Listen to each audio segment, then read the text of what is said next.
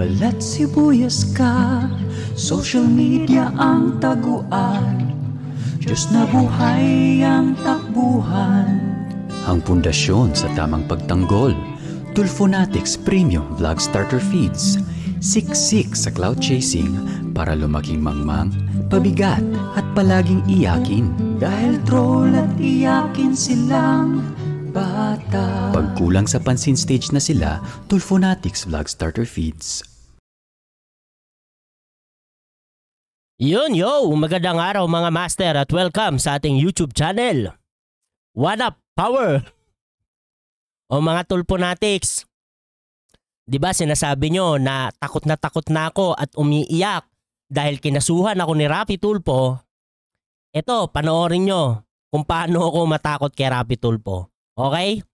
Yun mga master, panoorin at reactionan natin tong video ng Rapi Tulfo in action. Siyempre with idol Rapi Tulfo, dahil meron na naman, no? Meron ditong sinabihan si Rapi Tulfo na pulis, no? Sinabihan niya ng hindi magaganda. Okay? At pati yung justice system natin, sinabihan na naman ni Rapi Tulfo ng hindi maganda. Okay? Ang title ng video na to ay Manyakis na Pulis. Dinagit ni Neneng sa loob ng kotse. Putik yan, title pa lang, pambiba max na. Oh my goodness talaga.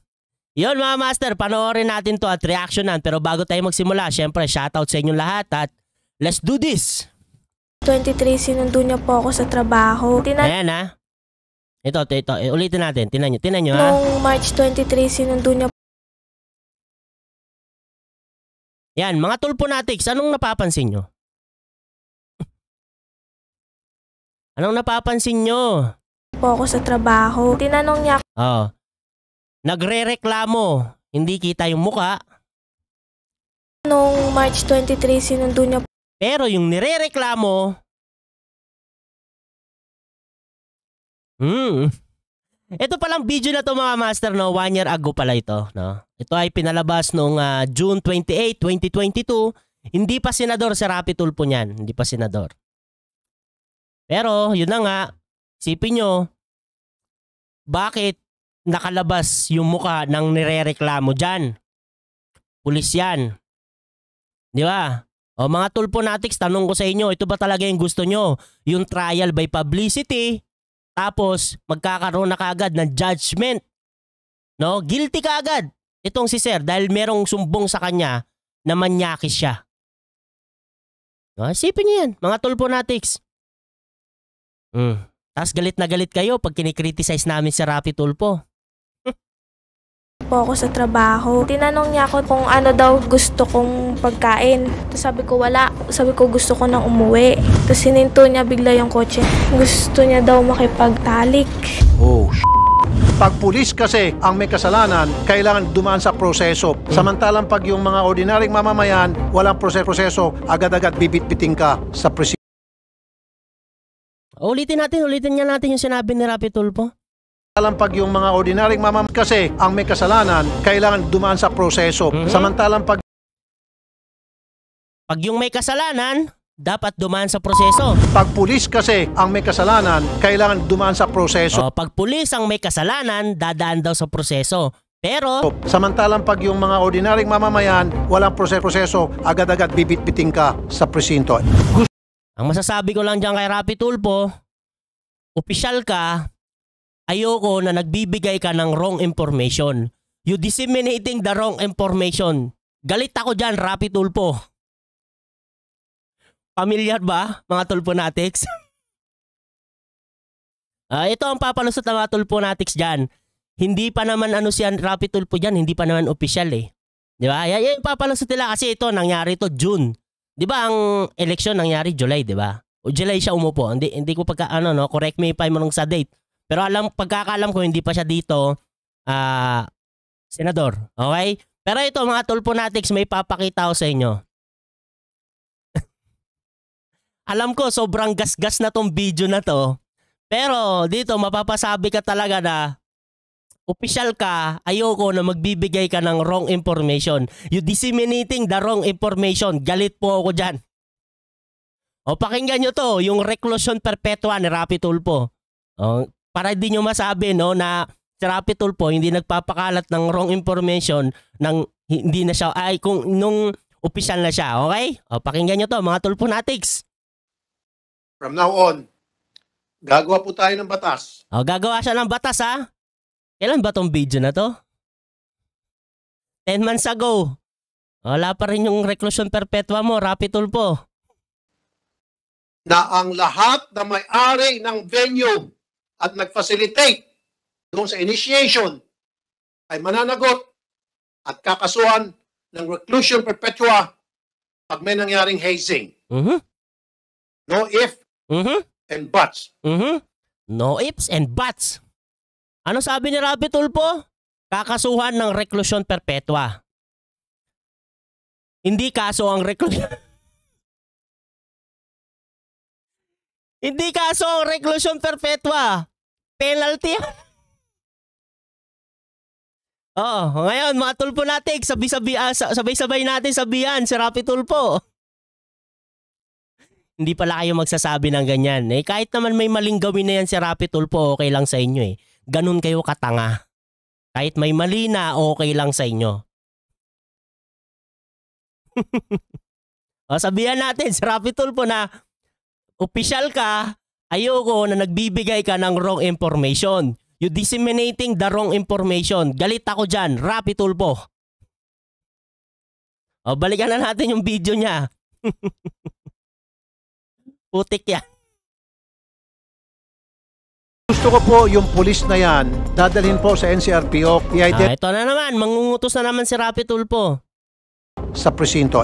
Gusto ko po yung pulis na yan, dadalhin po sa NCRPO, i-identify po nitong victim. And then, once na ituro, I want that guy disarmed right there and then pagkatapos, I want.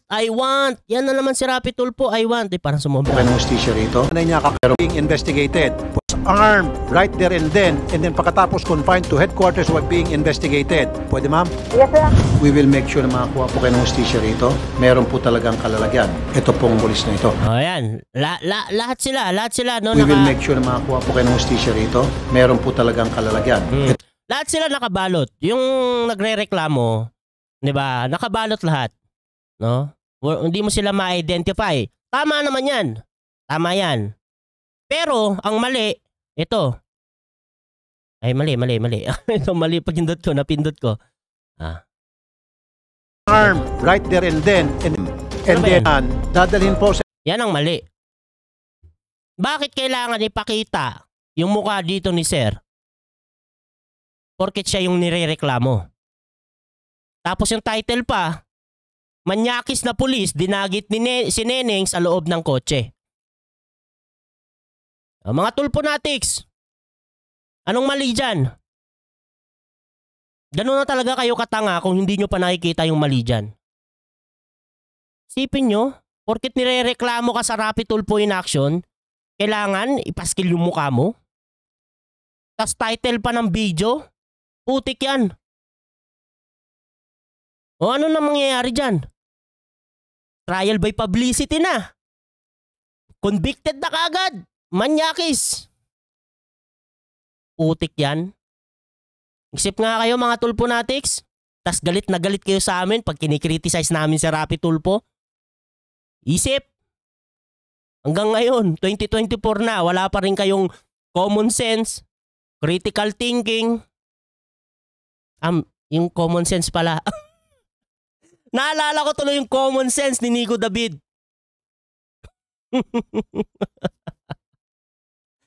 Putik yan. My goodness talaga. Sa NCRPO, i-identify po nitong victim. And then, once na ituro, I want that guy disarmed right there and then. Boy utos lang. Nakaupo lang sa office niya. Anong naitulong ni Rapi Tulfo?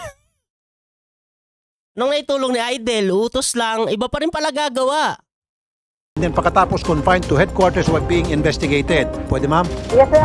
We will make sure na makakuha po kayo ng hustisya rito. Meron po talagang kalalagyan. Ito pong pulis na ito. Ito po yung muka maging yung Pakinggan nyo to mga Tulfonatics ha. Pakinggan nyo to mabuti.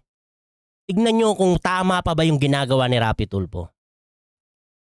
ito. Meron po talagang kalalagyan. Ito pong pulis na ito. Ito po yung muka maging yung nanay niya kakatakutan siya. Maging Narinig nyo yun? Ito po yung mukha ng kahit nanay niya kakatakutan siya. Ang galing ni Rapi Tulfo, no? Ang galing manlait, no? Ang pogi. Pero hindi yun. Pero bakit kailangan magsabi ni Rapi Tulfo ng ganung bagay dito kay Pulis Christopher Minjola? Ng ganung bagay. Pakinggan nyo. ito pong pulis na ito.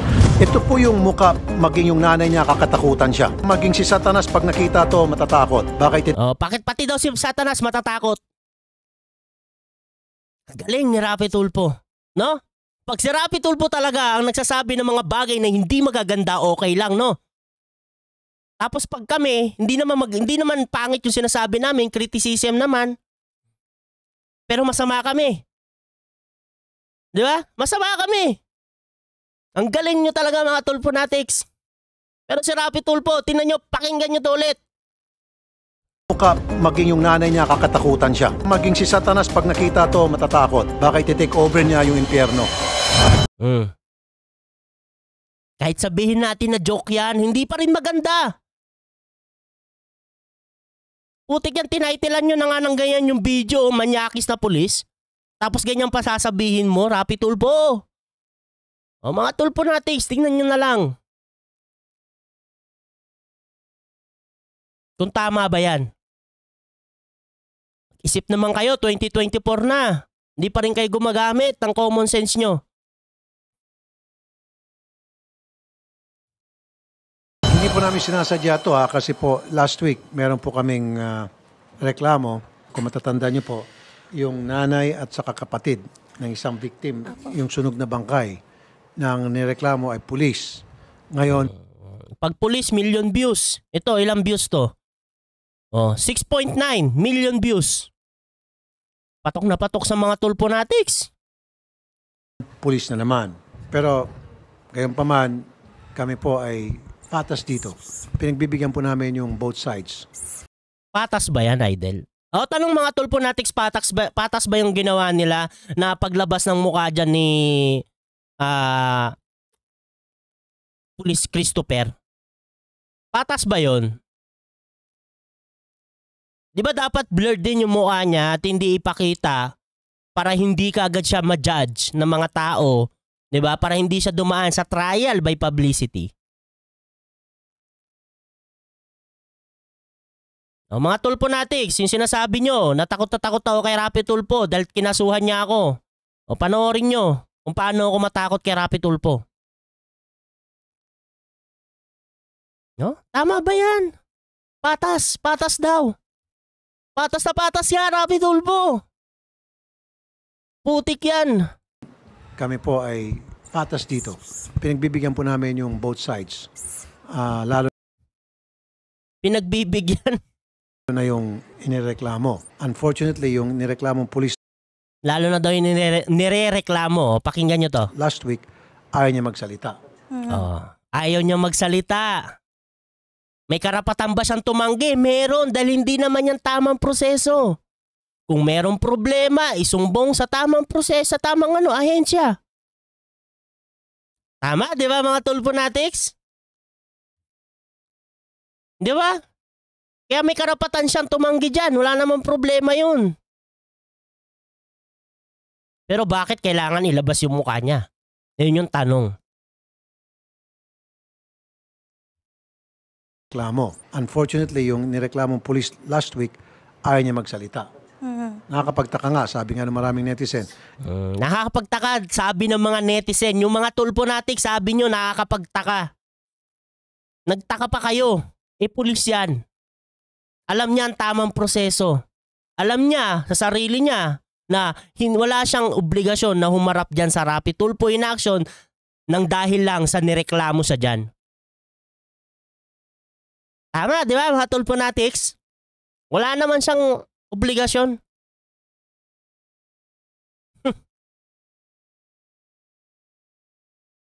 Tapos galit na galit kayo sa amin. Pag kinikriticize namin si Rapi Tulfo. Kami pa yung masama. Ang gusto lang naman namin due process.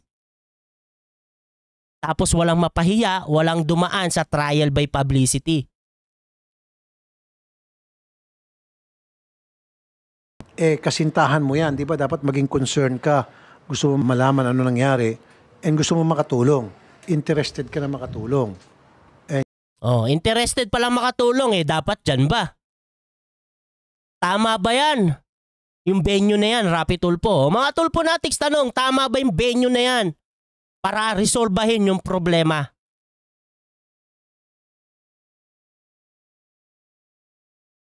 Isip, 2024 na mga Tulfonatics. And you really want to find out the truth dahil mahal mo siya girlfriend mo siya Oh my goodness. Idol, oh my goodness, idol. And you really want to find out the truth dahil mahal mo siya girlfriend mo siya Bakit parang manhid ka, parang wala lang, ayaw mo pa mag-cooperate? Anyway. Dapat lang sa due process. Sa tamang ahensya, di ba? Ito, bagong kaso. Hopefully, makausap natin yung mga pulis na dapat makausap. Kasi napansin ko nga in the past Sarado mo nga, pre. Maliwanag. few days, weeks, and even months, mukhang mailap yung mga matataas na ranggo ng ating kapulisan, especially si Chief PNP. Pero ito siguro hindi na kailan si Chief PNP. Ulitin natin ng konti. Days, Hindi mo weeks, gano'n narinig. and even months. Kasi napansin ko nga in the past Hindi daw napansin. Medyo napansin daw ni Idol.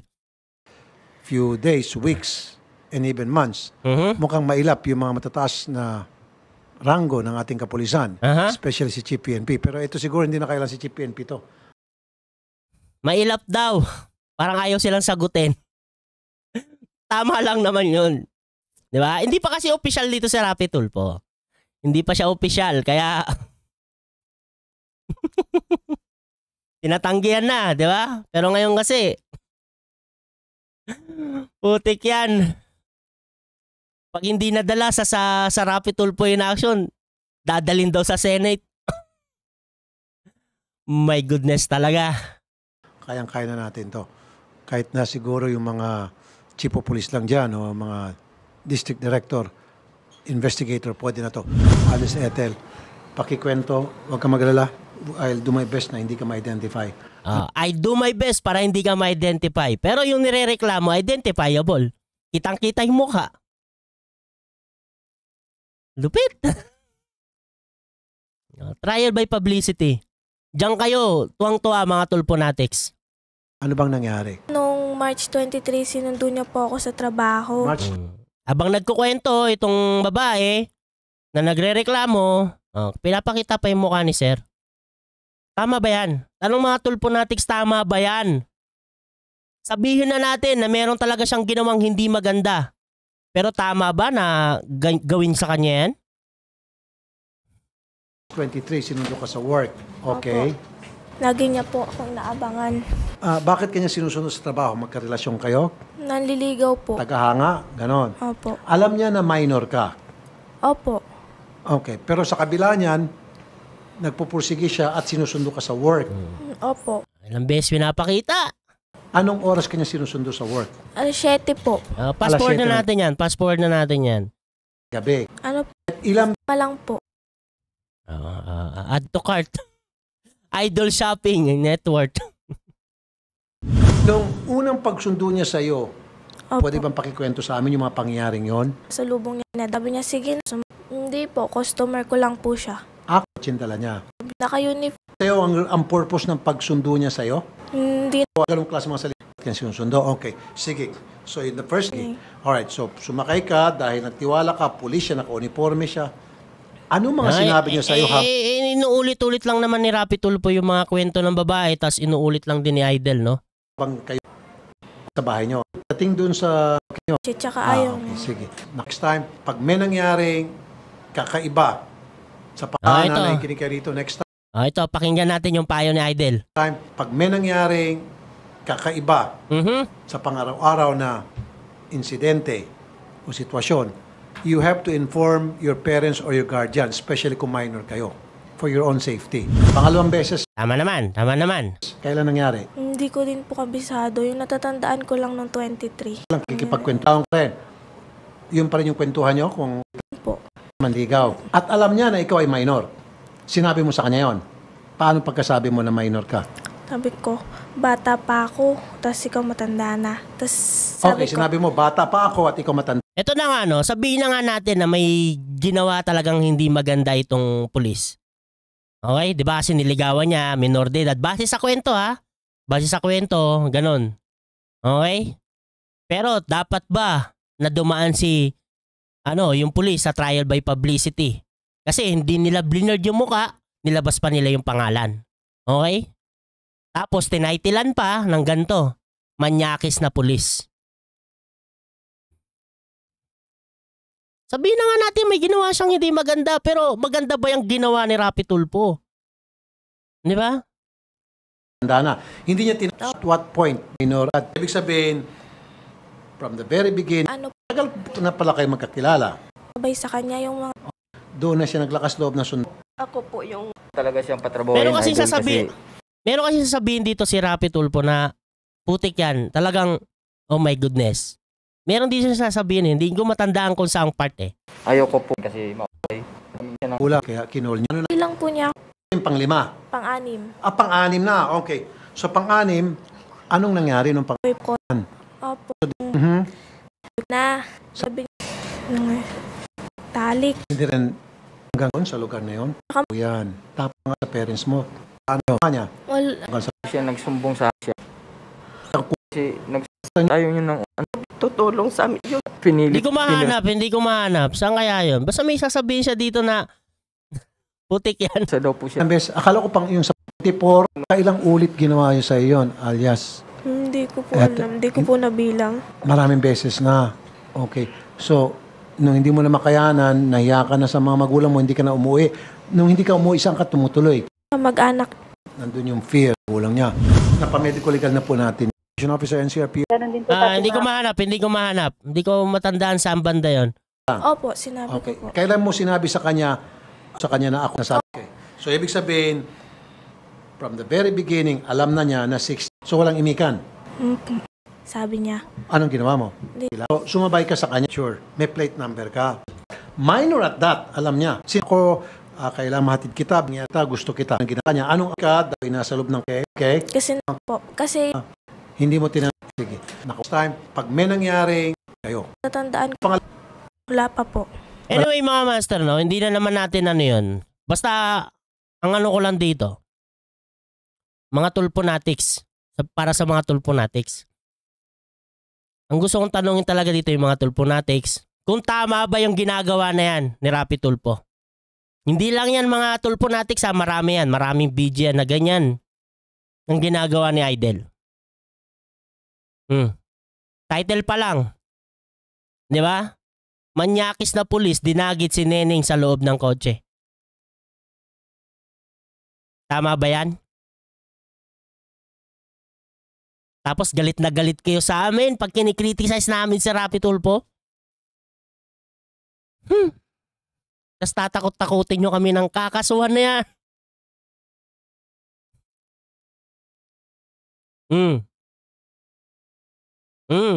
Mga tulponatics. O ngayon, tatanungin ko kayo. Takot na takot ba ako? Ay nako, putik yan. Ang galing no? Pag si Idol talaga ang gumagawa, pag siya yung nagsasabi ng hindi magaganda sa isang tao, okay na okay lang yan sa mga tulponatics.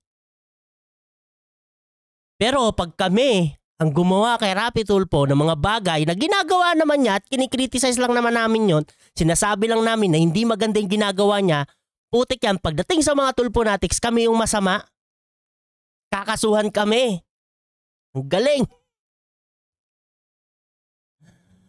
Ay nako mga tulponatics. Hanggang dito na lang mga master, no? At maraming salamat sa nanood ng ating video at ingat po kayo palagi. God bless.